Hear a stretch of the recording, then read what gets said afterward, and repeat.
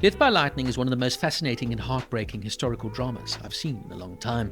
Created by Mike Mankowski and based on the 2011 book Destiny of the Republic by Candice Millard, this 4-episode miniseries tells the tragic story of America's 20th president, James A. Garfield, and the man who assassinated him, Charles J. Guiteau.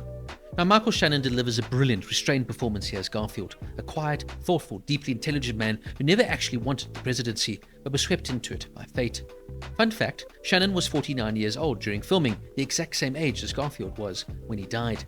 Opposite him is Matthew Macfadyen, in a disturbing, unforgettable turn as Guiteau, a mentally unstable, delusional figure who believed he had personally helped elect Garfield and that killing him would somehow save the country.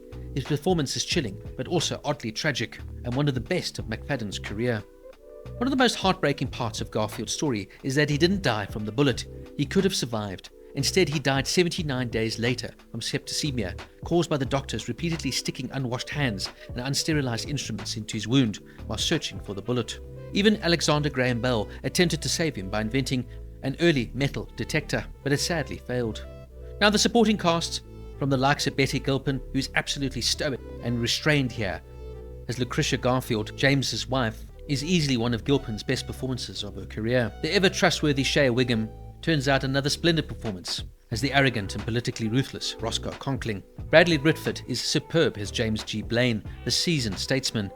And it is Nick Offerman as Chester A. Arthur, who became, of course, the 21st President of the United States, who really blew me away and is a complete standout, showcasing his remarkable range far beyond his comedic roots.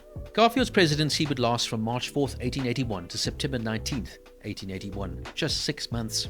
And Guiteau, who was arrested immediately after shooting the president in a local train station, would be tried, convicted, and eventually publicly hanged on June 30th, 1882. The production design is beautifully detailed, the script is sharp, and the atmosphere is both tense and deeply sad. Death by Lightning is more than a historical drama. It's a powerful reminder of a president forgotten in time, who was more than just a trivia fact, but a man with dreams, hopes, and ambitions, with a wife and a family that unfortunately was taken from the world far too soon. And in a fun little trivia note, the reason the show is called Death by Lightning is based on a famous quote by Garfield himself. He wrote, "Assassination can be no more guarded against than death by lightning, and it is best not to worry too much about either one." Hauntingly prophetic words in hindsight. If you love history, powerful performances, or just a gripping true story, I highly recommend this show. Death by Lightning gets a 9 out of 10.